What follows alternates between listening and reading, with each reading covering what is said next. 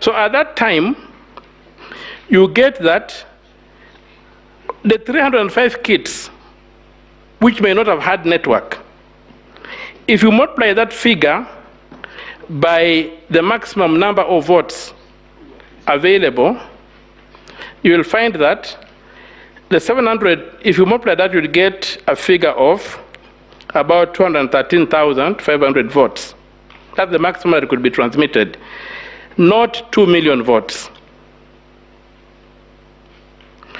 And also, if you went by working of 1,337 kids, then the maximum amount you could get is 638,806. So the KIMS kits that transmitted are not these ones that reported at that time. But the data, the fact that they held so much data was mined. So somebody could transmit remotely, mining the data that was already reported in these polling stations. And that's how the fraud happens. For the workings on slide number 2.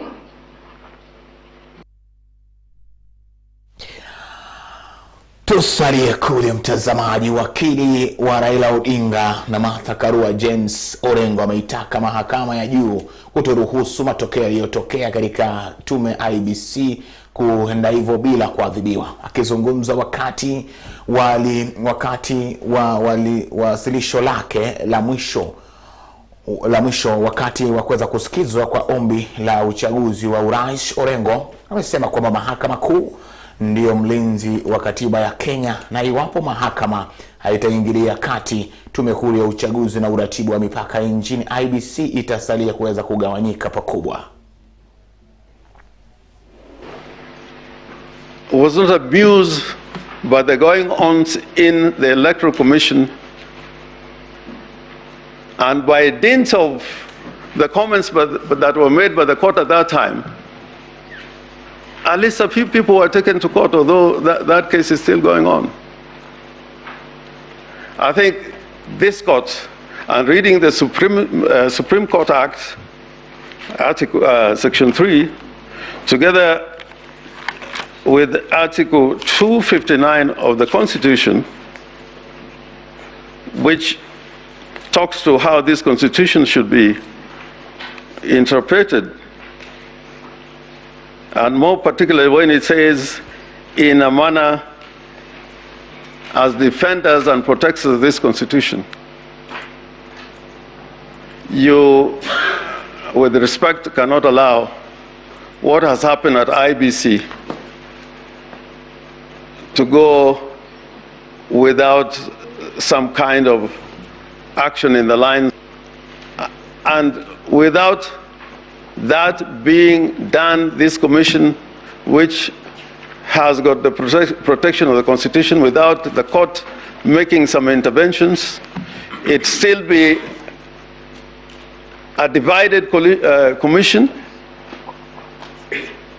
with a triumvirate that runs the affairs of a commission that is supposed to protect and defend the sovereignty of the people. And what I'm saying in a nutshell, that this election cannot pass on account of violation of the Constitution, even by the constitutional dictates how this commission should run its affairs. If they cannot conduct their affairs in the manner dictated by the Constitution, then how can they preside over an election, and that election have some legitimacy to the people of Kenya and to the world? Secondly, and this would be my last point, that if you look at Article 138, sub-article 4, and my learned friend Mr. Otienda addressed you on this, that requirement for a successful candidate getting 50% plus one of the votes cast is not an idle provision in the Constitution. It requires of the Commission to come with it before your Lordship seriously when there is contestation and put the numbers before you in rebuttal to the case that were put before you. My little friend, Mr. Mahat, who is also my very good friend, in his address, he was not talking about what the law requires or what the Constitution requires. He was saying, this is what we do. This is what the Kimskits do. There was no constitutional or legal foundation that he was resting his arguments. And therefore, yeah, my ladies and your lordships, I would ask the court to apply the provisions of the Constitution to the letter holistically and allow this petition and return this country and back to the people who are sovereign, and let a proper choice be made of the person who is going to lead Kenya in the next 5 years.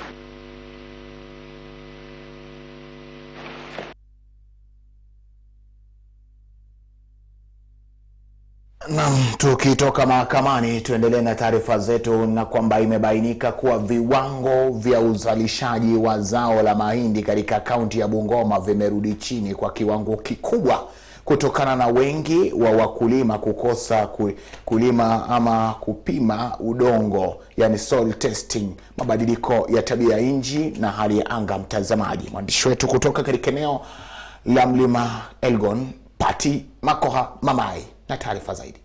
Akizungumza kwenye warsha ya siku 2 iliyoandaliwa na shirika moja lisilokuwa la kiserikali la kilimo la Solidaridad katika mkahawa mmoja mjini Bungoma kutoa mafunzo kwa vikundi mbalimbali vya kilimo, kaimu mkurugenzi katika Wizara ya Kilimo, Idara ya Mabadiliko ya Anga, kaunti ya Bungoma, Bi Jane Gitamu Konambi, amesema mavuno ya mahindi yamekuwa yakididimia kutokana na kiwango kikubwa cha asidi kwenye udongo, ambapo amewahimiza wakulima kupata vipimo vya udongo kabla ya upanzi. We want to talk about the maize value chain, because we have realized maize is actually a commercial crop as well as a key food crop in this county, and the productivity has been going down because of the soil conditions. The soils in Bungoma have become very acidic, and also issues of climate variability.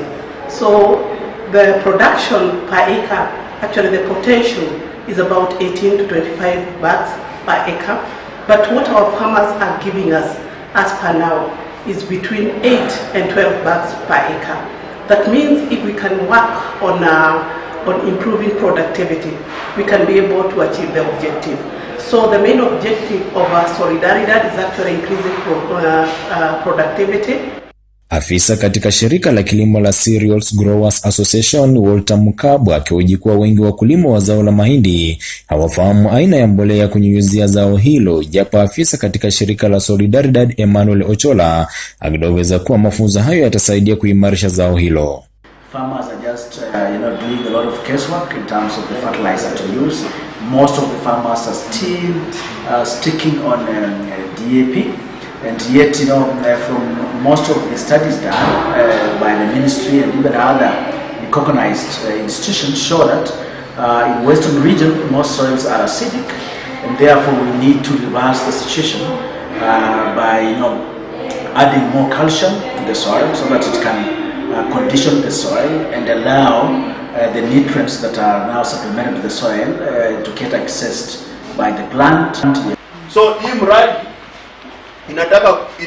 inahusisha kila mtu anayehusika katika ukulima wa mahindi na kila kitu inayohusika katika ukulima wa mahindi, kuhakikisha kwamba hakuna ule mtu anasikia ndio amefinywa ama amefinya mwingine. Tunataka ku create shared value ili at the end of the day kila mtu anasikia, ni kama anasikia tu kuwa mkulima tu aendelee tu kuwa analima tu mahindi, hataki kufanya kitu kingine. Baadhi ya maafisa katika Wizara ya Kilimo kaunti ya Bungoma wakiongozwa na Crisantos Mang'oli na Felix Mhebi wakihoji kuwa ukosefu wa rutuba kwenye udongo umechangiwa na upanzi wa mmea mmoja kila msimu. Kukosa rutuba ni kutumia ile method tunasema monocropping, kupanda mmea mmoja kila wakati bila kuchanganya rotation, tena mmonyoko ya udongo na ukandaji wa miti. Hata wale ambao wanatumia mbolea ya kienyeji kutoka kwa ng'ombe, mbuzi, kondoo pia iko na matatizo kwa sababu hawajazingatia jinsi ya kutengeneza hiyo mbolea. Wadudu waharibifu, kwa mfano tulikuwa na mdudu mmoja alikuwa anaitwa fall armyworm. Mwaka huu tulikuwa na nyingine ambayo inaitwa African fall armyworm viwavi, ambayo pia ilileta madhara, na mwaka huu tunahofia kwamba mazao itarudi chini. Pati Makohamamai, runinga ya Magharibi, kaunti ya Bungoma. Na kwa taarifa hiyo yake Pati Makohamamai inanipa fursa angalau kupata kopo la maji, lakini nikirejea takuwa naendelea na taarifa zetu, usibanduke.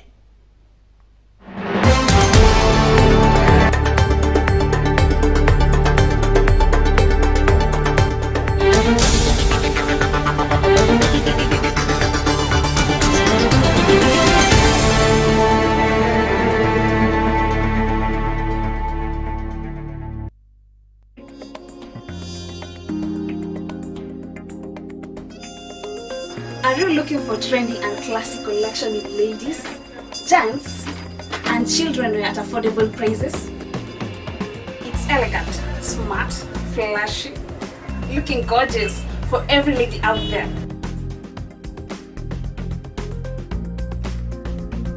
Then Lollipop Boutique is the best place for you.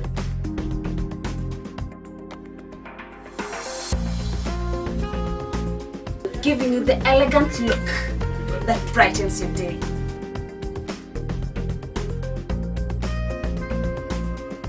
For your juicy outfit, visit Lollipop Boutique along Moy Street, Nasima House, ground floor, opposite Family Bank in Bungoma Town.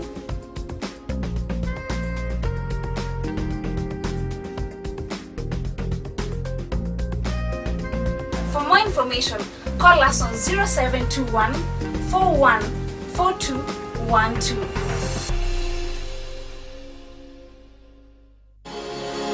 Julika Automobiles Limited deals with all types of petroleum products, tires, batteries, solar panels, and TV, lubricants, and vehicle service. We are located along Kisumu-Webuye Highway next to Kakamega Guest House. Along Kakamega Mumias Road opposite Dominion Church. Auto Spares, Maziwa Road, Kakamega Town. Contact us on 0722346019 or 0722846276 or 0112440683, or you can email us at julikaautomobiles@gmail.com. Julika Auto Spares deals with all motor vehicle spare parts, Peugeot, Toyota, Isuzu, tractors, Mitsubishi, and Nissan.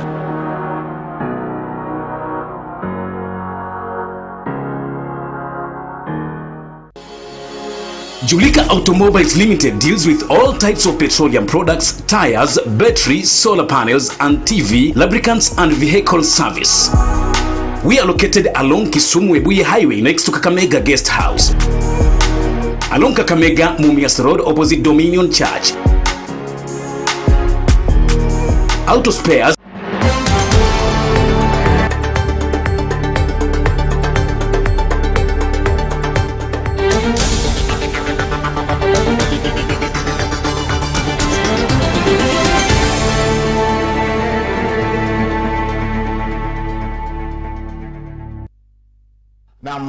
Karibu katika tuendelee na taarifa zetu mtazamaji jioni ya leo, na tunaanzia sasa katika kaunti hii ya Bungoma ambapo gavana wa jimbo la Bungoma Ken Makelo Lusaka amesema kuwa ataweza kushughulikia swala la uhaba wa wafanyikazi katika vituo vya matibabu lililosababishwa na ukosefu wa wafanyikazi waliohitimu. Lusaka, mtazamaji, ambaye alikuwa katika ziara ya kuweza kukagua hospitali za kaunti ndogo ya Naitiri katika eneo bunge la Tongaren, amesema kuwa kutokana na ziara zake ameweza kufaulu kuelewa kwamba vituo vingi vya matibabu havina wauguzi na wahudumu wengine wakuu wa matibabu kwa sasa. Hospitali ya kaunti ndogo ya Naitiri, mtazamaji, ina wauguzi 24, lakini kituo hicho kinahitaji idadi kamili ya wauguzi 50 ili kuweza kupunguza uhaba huo. Pia aliweza kutoa wito kwa wakazi wa eneo hilo kuweza kujitokeza kwa wingi na kuweza kujiandikisha kwa mfumo wa bima ya hospitali ya matibabu ya kitaifa matibabu ya NHIF ili kuweza kupunguza hatari ya bili kubwa za hospitali. Nitaanza kwa kurecruit hospitali ni wale nurses na madaktari wale watakuja kutibu watu wetu. So hiyo itakuwa priority yangu sana, so that tusaidie wale ambao wako field tayari, na kupongeza wale ambao wako tayari kwa kazi nzuri ambayo wanaendelea kufanya. Na pia niwahimize tujiunge na National Hospital Insurance Fund, sababu hiyo ndio itatusaidia sana, kwa sababu nimeona wengi tumekuwa hapa saizi mama amefungiwa kwa sababu ya 30,000 nimemlipia na kusema kwa waive half, so nimemlipia nyumbani. Lakini tuko na cases nyingi, kwa hivyo tunataka wengi wajiandikishe kwa NHIF so that we are able to take care of our health care ya watu wetu. Hata nikupongeza daktari na timu yako ya Naitiri, na nitaendelea kuzunguka kaunti mzima ili tuweze kujua needs ya watu wetu. Vile tunaendelea kiafya, kwa sababu health is very critical for us to make any progress anywhere. Pia kwa ofisi vile nimeingia, nitaanza kwa kurecruit hospitali ni wale nurses na madaktari wale watakuja kutibu watu wetu. So hiyo itakuwa priority yangu sana, so that tusaidie wale ambao wako field tayari, na kupongeza wale ambao wako tayari kwa kazi nzuri ambayo wanaendelea kufanya. Na pia niwahimize tujiunge na National Hospital Insurance Fund, sababu hiyo ndio itatusaidia sana, kwa sababu nimeona wengi tumekuwa hapa saizi mama amefungiwa kwa sababu ya 30,000 nimemlipia na kusema kwa waive half, so nimemlipia nyumbani. Lakini tuko na cases nyingi, kwa hivyo tunataka wengi wajiandikishe kwa NHIF so that we are able to take care of our health care ya watu wetu. Hata nikupongeza daktari na timu yako ya Naitiri, na nitaendelea kuzunguka kaunti mzima ili tuweze kujua needs ya watu wetu. Labda kabla kumalizia, kwa upande wa x-ray machine, nisikia daktari akisema x-ray machine. Yes, hapa tuko na hakuna x-ray machine, na hiyo tutajaribu tuone tukianza budget. Unajua vile sasa wanaanza, tutaangalia tuone mambo ya x-ray, sio hapa peke yake. Hata wakati tulikuwa Bumula pia ni changamoto. Theater nimetosheka, mnakumbuka nikiwa gavana hii theater mimi ndio nilianzisha, na ninafurahi kwamba nimeona inaendelea vizuri, na tukijenga hata hiyo ward nimeambiwa by December tutakuwa tunakuja kufungua ili we expand, then to put up a new block hapa moja ambayo ita accommodate the entire hospital ya Naitiri. I think we are making good progress. By Mungu akipenda atupe uhai, by January hii itakuwa tofauti. We will be talking about something else. Wakati ya kuongea imeisha. Tumeomba nyinyi kura, mmetupatia, sasa ni sisi kutekeleza ile ambayo tuliwaahidi. And that's all that I now want to do. Mambo ya kuongea sasa hakuna, the practicals. Wala wataki kufanya na mimi, yani kunisupport, bahati mbaya. Because lazima tufanye na wale wanataka tuende mbele. Nishukuru waheshimiwa wako hapa, Mheshimiwa Jerusa, Mheshimiwa Kikechi na Mheshimiwa White, wote ambao tunatembea pamoja. Kwa hivyo ni kuwafanyia kazi. USAID na kuna wengine hata tulikuwa tunaongea kabla sijakuja kutoka Korea ambao kwa swala ya afya. Kwa hivyo tutakuwa tunafanya partnership ili tuweze kusaidia. Unajua hatuna pesa ya kutosha kama county government, lakini with the partners we are sure that we can do more than what we have done at the moment. Someone take a photo with you. Photo with the stop. Na mpana haja kwa bodi ya kupeana mikopo kwa masomo kwa wanafunzi kuweza kuongeza mgao ili kufikia Wakenya wengi ambao, mtazamaji, wanashindwa kusoma kutokana na ukosefu wa karo. Dan Nabwayo Ndunde kutoka Kakamega anatupa taswira ya taarifa hiyo kiutendeti. Ni kauli yake mbunge mteule wa Navakholo kaunti ya Kakamega Emmanuel Wangwe baada ya kuhudhuria hafla ya kuteua na kuwapa karo ya shule wanafunzi 100 kutoka katika jamii maskini kuendelea na masomo yao katika elimu ya juu. Mine is to encourage help to grow and support every needy student in the country. I also want to undertake and say, for this period of 5 years as we go back, we should look at increasing the funding to help to Higher Education Loans Board, so that Higher Education Loans Board should now be able to support every needy child in the country. We don't want to see any needy child coming down. Should I be or not, as a member of the National Assembly, I will make sure we support Higher Education Loans Board to make sure their budget is in. Wangwe vile vile amedokeza kuwa wana mpango wa kuwezesha masomo ya msingi kuwa bure ili kumaliza tatizo la kutojua kusoma na kuandika nchini. In the event that the Supreme Court gives us the opportunity to govern this country, which I would not want to discuss the issues in the Supreme Court, I will be going against the Apex Court. Should we happen to lead this country, one thing we wanted to do away with is the issue of school fees from tertiary, from nursery to university at the undergraduate level, so that everybody, every Kenyan, the way it is in Germany. In Germany, you are born as a Germany, and you are entitled to study up to the first degree. That is what we wanted to bring into this country. Mpango huu wa kuwasaidia wanafunzi unatokana na shirika la Canadian Continuing Education Society Access, ambapo